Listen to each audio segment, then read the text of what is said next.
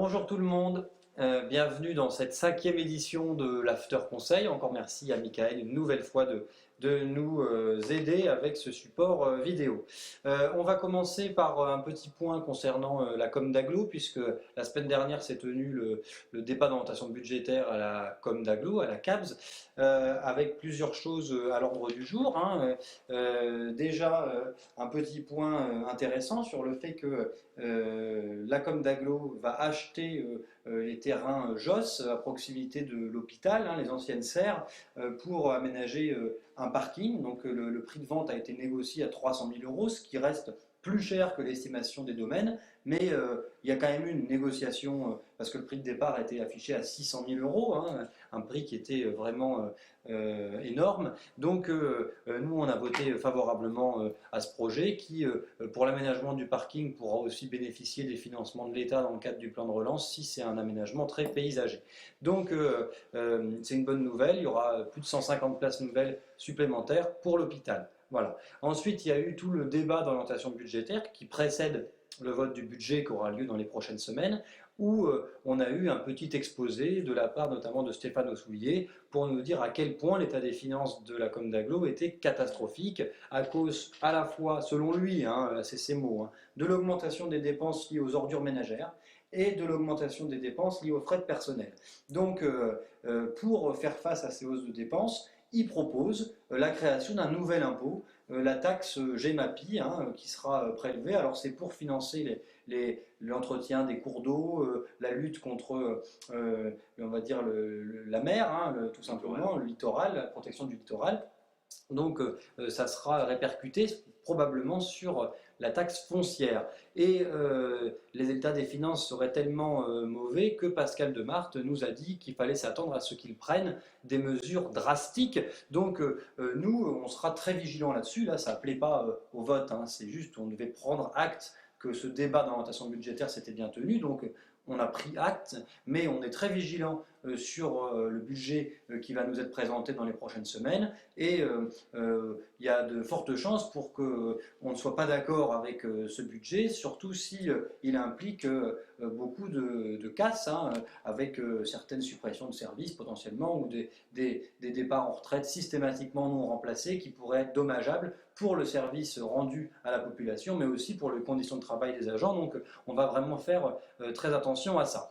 Ensuite, sinon, du côté des bonnes nouvelles de la com d'Aglo, nous avions déposé une motion avec le groupe Abbeville Ensemble d'Aurélien Dauvergne et ses amis pour demander la prolongation du projet de musée éphémère du skatepark, le projet Transition. On a eu un coup de téléphone 1 heure avant le début du conseil de Fabien Héquet, le directeur de cabinet du maire, pour nous dire qu'il acceptait de reprendre la proposition et que la proposition soit déposée au nom de l'ensemble des conseillers d'agglomération.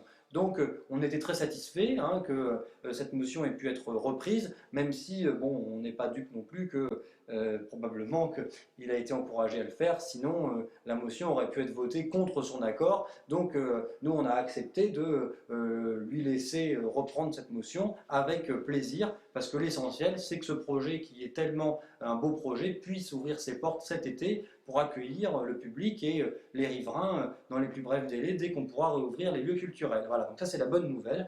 Et l'autre chose à laquelle on a voté favorablement, c'est une motion pour défendre les commerces de proximité qui sont fermés depuis le début du nouveau confinement. Quand j'ai posé la question à Pascal Demarthe de savoir s'il comptait prendre un arrêté municipal pour autoriser les commerces à ouvrir sur le trottoir, comme ça s'est fait dans d'autres communes comme à Compiègne, et à ce à quoi il a répondu non, j'ai déjà donné, donc il ne faut pas s'attendre non plus à ce qu'il aille chatouiller les pieds de la préfète, ce n'est pas son genre. Voilà, donc je passe la parole maintenant à Isabelle pour parler du conseil municipal. D'abord, peut-être Francis, pardon. plutôt Francis, ouais. Eh bien, bonjour à toutes et à tous. Alors, il y a beaucoup de points sur lesquels nous avons voté pour parce que ça paraissait évident comme un renouvellement de convention. Bon, c'est quelque chose qui se passe à chaque fois, donc il n'y a pas de souci.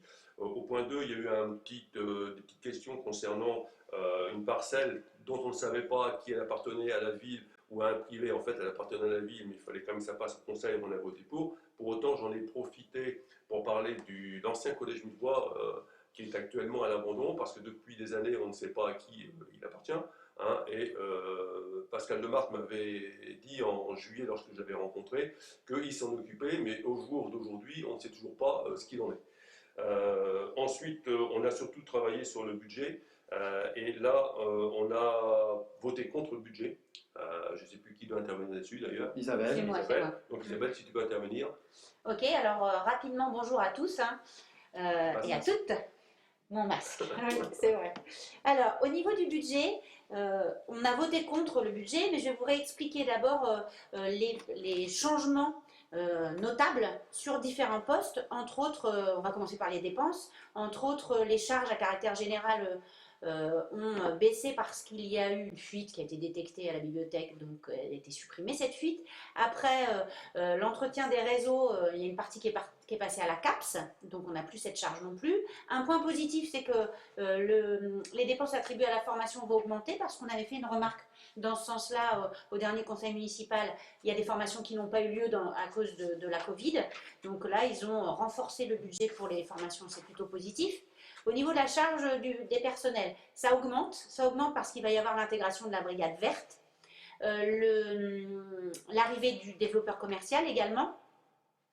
Après, au niveau des autres charges de gestion courante, entre autres, il y a une augmentation importante pour le CCAS, le centre social, le centre d'action sociale, centre communal d'action sociale précisément, parce qu'il y a eu un bouclier social à hauteur de 30 000 € et puis le reversement des repas de cantine à hauteur de 80 000 €. Alors on estime, et on a insisté plusieurs fois, que ce bouclier social est faible, puisqu'il ne représente que 2,7% des dépenses de subvention pour le CCAS, et que, entre autres, il a été très peu utilisé lors de la crise de la Covid, puisqu'il restait 25 000 €. Donc on aimerait que ces charges de gestion courante soient encore renforcées, et éventuellement, d'ailleurs, on en reparlera un peu plus tard, que des subventions plus importantes soient attribuées aux associations caritatives pour avoir un impact direct sur les populations les plus fragiles. Ensuite, au niveau des dépenses imprévues, donc ils ont fixé un budget de 600 000 € de dépenses imprévues. Ce n'était pas le cas dans le budget précédent. Soit, c'est une réaction de prudence, pourquoi pas, mais il faudra bien veiller à la redistribution de ce portefeuille, on va dire, de sécurité, et qu'il soit orienté correctement. Donc on contrôlera ça. Ensuite, au niveau des recettes, qu'est-ce que je peux vous dire au niveau des recettes? Ah oui, il y a quand même, il faut le noter quand même que à cause du manque de détermination des conventions de mutualisation au niveau de la CAPS, la commune a perdu quand même 400 000 € de dépenses qu'elle a effectuées sans recevoir de recettes en échange. Donc ça, c'est de l'argent perdu. La municipalité sera attentive à la détermination précise de ces conventions de mutualisation. Ça, c'est plutôt un point positif. Ensuite, alors, quoi vous dire d'autre au niveau des revenus de gestion courante? Non, ça c'est un point important par rapport aux impôts et taxes. Impôts et taxes qui vont, les recettes pour la municipalité seront moins importantes parce que, en partie, il y a une baisse de la population. Et c'est pareil, il faut qu'on soit vigilant et qu'on mette en place des actions pour inciter les jeunes couples, par exemple, à rester, et les jeunes, du coup, à rester à ville pour enrayer cette baisse de la population, pour qu'on ait aussi plus d'impôts qui rentrent dans les tiroirs, on va dire, de la commune pour pouvoir investir davantage. Donc, il faut vraiment mettre en place des actions dans ce sens-là. Ensuite, au niveau des investissements. Alors, au niveau des investissements, il y a 2-3 points qu'on trouve plutôt positifs, puisqu'il va y avoir des études qui vont être mises en place pour, entre autres, envisager la fin de la délégation de services publics au niveau du service des eaux et du service d'assainissement. Après, petit point sur lequel je voudrais m'arrêter par rapport à la culture. Au niveau de l'investissement, quand j'ai assisté à la commission de finances, Mme Chagnon a posé une question à M. Demarthe en lui demandant qu'est-ce qu'il comptait faire pour mettre en place des événements, entre autres extérieurs, puisque, par exemple, on ne peut plus aller au cinéma. M. Demarthe a dit, mais effectivement, par exemple, le Festival de l'Oiseau s'est très bien adapté, donc la commune va s'adapter et on peut envisager effectivement de mettre en place des animations à l'extérieur. Je suis très surprise qu'aujourd'hui, enfin on y reviendra par rapport à la motion qu'il n'a pas voulu voter. On a proposé une motion pour développer la culture et entre autres réaliser des événements à l'extérieur. Il a refusé de voter. On se demande si effectivement il y a réellement des projets dans ce sens-là. Au niveau du marché couvert, la régie est fortement remise en cause. Ça, c'est un point aussi positif. Et je conclurai sur une réflexion qu'a fait M. Demarthe en disant que son projet municipal était sobre, je reprends ces termes, sans dépenser plus que nos moyens au niveau de la municipalité. J'ai quand même constaté qu'entre le budget de 2020 et le budget de 2021, les nouveaux emprunts étaient multipliés par 2. Là, on est à peu près 3,2 millions, on était à 1,5 million. 2020, donc ce n'est pas une politique si sobre que ça, et nous souhaitons fortement que ces investissements soient bien orientés, entre autres on pense aux associations, on pense à la culture, voilà. Donc, voilà pour le budget. J'enchaîne peut-être sur le poste directement. Alors, on est intervenu aussi sur un point par rapport à un poste j'essaie de retrouver le point rapidement. Voilà le poste 10 sur la création d'un poste d'encadrement. Ce poste est prévu en CDD. Donc nous sommes intervenus parce que nous avons bien noté que sur l'ensemble de la masse salariale de la commune, il y a quand même 30% d'emplois précaires, de contractuels. À savoir que les contractuels, entre autres les CDD, les contrats à durée déterminée, dans la fonction publique, sont encore moins bien encadrés, apportent des éléments plus négatifs que ceux qui sont faits dans le privé, puisque par exemple un contrat à durée déterminée dans le public peut durer 3 ans, alors que dans le privé il ne doit durer que 18 mois, il peut même être renouvelable, qu'une personne en CDD dans les services publics n'aura pas son indemnité de fin de contrat, alors que dans le privé, il y a une indemnité à hauteur de 10%. Alors, je ne veux pas défendre du tout le privé ou le public, je veux juste dire que c'est quand même dommage que dans des collectivités ou dans le service public en général, l'éducation nationale c'est pareil, on a été retoqué au niveau de la Cour des comptes parce qu'on emploie trop de contractuels. Il faut vraiment qu'on veille à ce que ce genre de contrat ne se développe pas. Donc là, le maire nous a répondu que c'était pour arranger voilà, le départ en retraite d'un titulaire. Soit dans ces cas-là, on veut bien l'accepter et il s'est engagé à ce que ce poste soit effectivement pris après par un titulaire, donc il sera remis, il sera proposé en fait et il y aura un titulaire qui sera sur ce poste, donc on est assez satisfait de cette réponse-là et on veillera à ce que les contractuels ne se développent pas davantage. Voilà. Donc je vais revenir sur la motion dont a parlé tout à l'heure Isabelle, donc dans le groupe À Ville Demain, Ville Debout, relative à la relance du secteur culturel à Ville, avec 8 propositions, sachant que les propositions ne restent que des propositions, c'est pas quelque chose, on n'est pas des couteaux sur la gorge pour faire ceci ou faire cela. Eh bien, je dirais que Pascal Demarthe, le maire d'Aville, a encore été lamentable sur ce point-là, puisqu'il a fait, il a fait voter contre cette motion, comme il fait à chaque fois quand on présente une motion en conseil municipal. Il faut dire qu'il s'est fait avoir en conseil communautaire par rapport à une motion sur les masques pour les écoles primaires, parce que c'était voté pour alors que lui votait contre, donc il s'est fait avoir là-dessus, donc il prend les devants.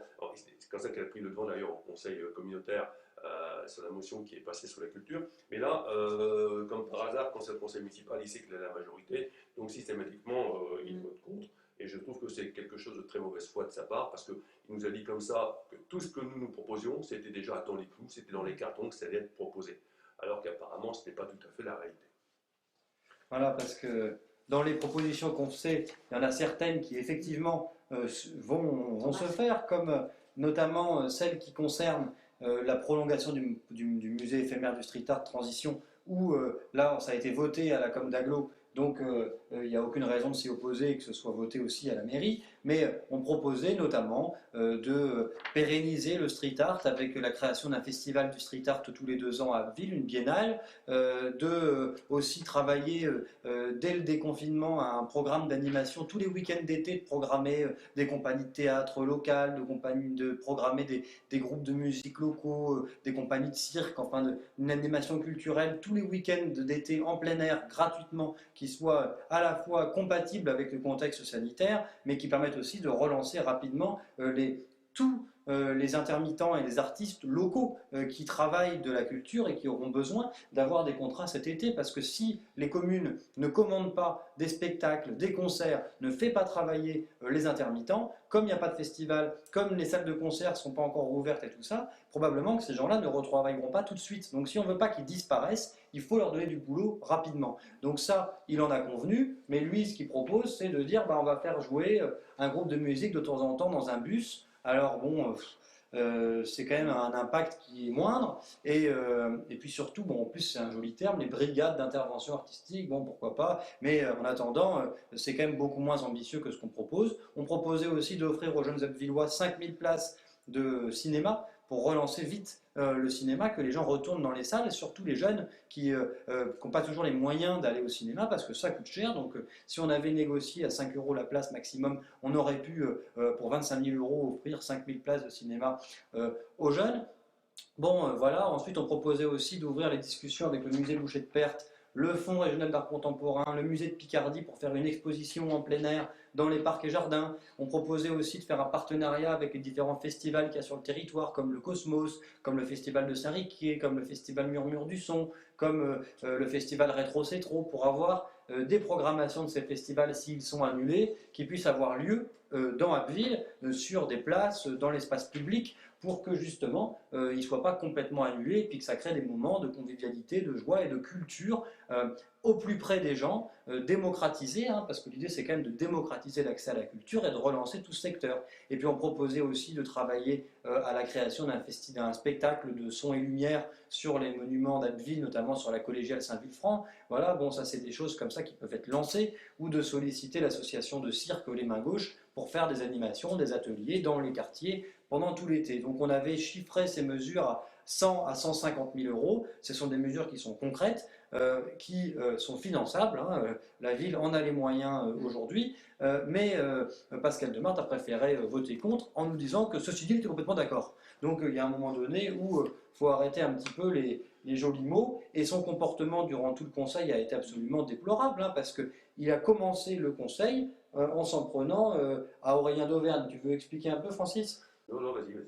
Et en fait, Aurélien d'Auvergne a posé une petite question au début de la séance de conseil municipal, et puis là, tout de suite, on avait à peine commencé, Pascal Demart est monté sur ses grands chevaux, mais vraiment énervé, agressif, et à lui dire faut vous remettre à votre place, on n'a pas besoin de vos conseils, voilà. Laissez-moi mener ma politique. Laissez-moi dérouler mon programme tout seul, en gros. Alors que, quand même, il n'a cessé de répéter pendant la campagne électorale et même depuis son élection qu'il travaillerait à associer l'opposition. Alors c'est pas, voilà, avec Aurélien d'Auvergne, on a parfois des vraies différences. En tout cas, là, en conseil lundi, on a plutôt pris sa défense parce qu'il s'est fait un peu injustement envoyer balader, alors qu'il était resté tout à fait courtois et poli. Donc, on a regretté son comportement et sa façon de traiter l'opposition, notamment l'idée de refuser systématiquement la moindre proposition quand elle vient de l'opposition. Il a d'ailleurs dit, si vous aviez des propositions à faire, il aurait fallu les faire en commission culture, ce à quoi j'ai répondu, encore faudrait-il qu'il y ait eu une commission culture, elle ne s'est encore jamais réunie. Donc voilà un petit peu, c'était un peu tendu, mais bon, voilà, que voulez-vous, quand on a affaire à des gens têtus comme ça, fiers d'être Abbvillois, ils sont fiers. Donc on n'arrive à pas grand-chose, donc on essaye, on se démonte pas, on continue, on épluche les comptes, on travaille, on fait des propositions et on continuera à en faire en espérant qu'un jour, on arrive à faire passer encore de nouvelles idées. Voilà, donc merci beaucoup de nous avoir écoutés, et puis à bientôt pour le prochain After Conseil où on parlera sûrement du budget de la CAPS qui aura été débattu et voté, qui va s'annoncer, je pense, coton, et puis des nouveautés qui se sont passées sur la ville d'Abbeville. Bonne fin de journée, merci. Au revoir. Au revoir.